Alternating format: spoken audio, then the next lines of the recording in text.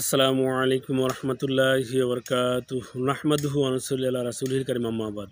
Dear friends, আশা করি প্রত্যেকেই ভালো আছেন। আলহামদুলিল্লাহ, আমিও ভালো আছি। বন্ধুরা, স্বাস্থ্য বিষয়ক ইউটিউব চ্যানেল হাকিম ইরশাদুল বারীতে আপনাদেরকে স্বাগতম। সাথে আছে আমি হাকিম ইরশাদুল বারী।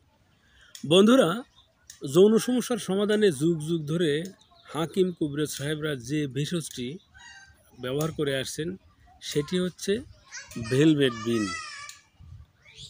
যেটা আলকুশি নামে পরিচিত। বন্ধুরা, এই আলকুশিটি কিন্তু কয়েক প্রকারের বাজারে এসেছে।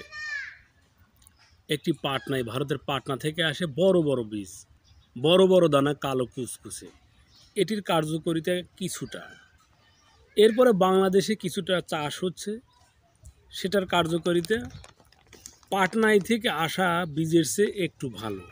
সবচেয়ে ভালো সেটি হচ্ছে জংলি আলকুশি, পাহাড়ি, ছোট ছোট দানা, চকরাচকরি কালার, এক কথায় বিড়াল বা বাঘের চোখের মতো দেখতে। আমি আপনাদেরকে দেখিয়ে দিচ্ছি, একদম বিড়াল চোখই বলা হয়। বন্ধুরা, এই আলকুশির বীজ ধ্বজভঙ্গ রোগে মহা ঔষধ হিসেবে ব্যবহৃত হয়। আপনি যত ভেষজ আছে সবগুলো ভেষজ বাদ দিয়ে যদি আপনার মিজাজের সাথে সেট করে 3 মাস কন্টিনিউ সেবন করেন, ইনশাল্লাহ আপনার সমস্যার গভীরতা যতই গভীরে পৌঁছাক না কেন, আপনার সমস্যার সমাধান হবে। বন্ধুরা, হতাশ হওয়া যাবে না। আমাদের দেশে যে সমস্যা হচ্ছে, একদিন সেবন করে দ্বিতীয় তৃতীয় দিন আর কাজ না হলে আমরা ধূর চাই বলে এটিকে দূরে সরিয়ে দেই, ফেলে দেই, অন্য হাকিমের দ্বারস্থ হই।